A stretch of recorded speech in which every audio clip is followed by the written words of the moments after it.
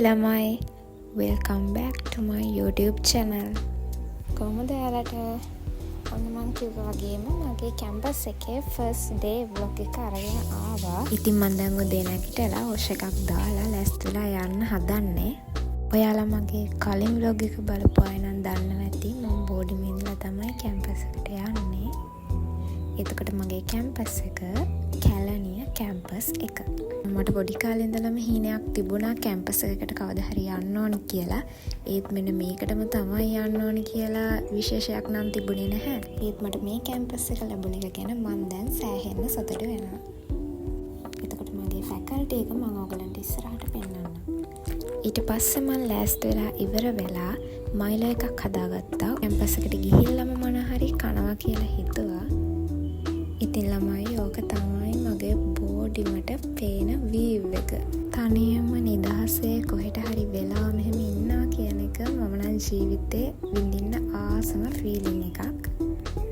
ඉතින් ඔන්නෝම එළියට වෙලා ටිකක් ඉඳලා මම බෑග් එකක් ලෑස්ති කරගත්තා. දැන් මම යන්න ඕනේ. උදේ 8 වෙද්දි මම කැම්පස් එකේ ඉන්න ඕනේ.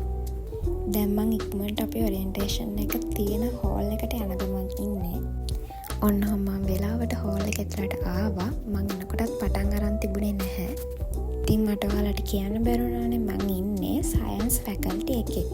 එතකොට අද ළමයි ගොඩාක් ඒ වෙද්දී ඇවිල්ලා හිටියා.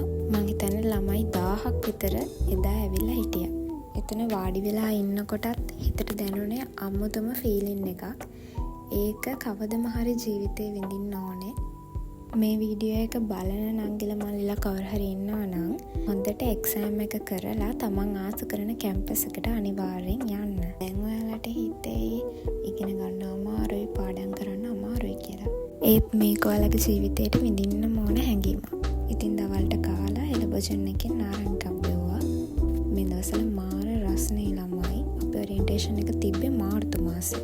ඔන්න ඉතින් මේක තමයි මගේ ෆැකල්ටි එක. ප්‍රෝග්‍රෑම් එක ඉවර වෙලා අපි හැමෝම කැම්පස් එකේ පොඩි ටුවර් එකක් එක්කගෙන ගියා. ඉතින් ඔන්නෝම තමයි මගේ කැම්පස් ෆස්ට් ඩේ vlog එක ඉවර වෙන්නේ. ඔයාලට ඉස්සරහට මම තව කැම්පස් vlogs අරගෙන එන්නම්.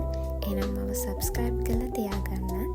එහෙනම් අපිට එච්චරයි. bye.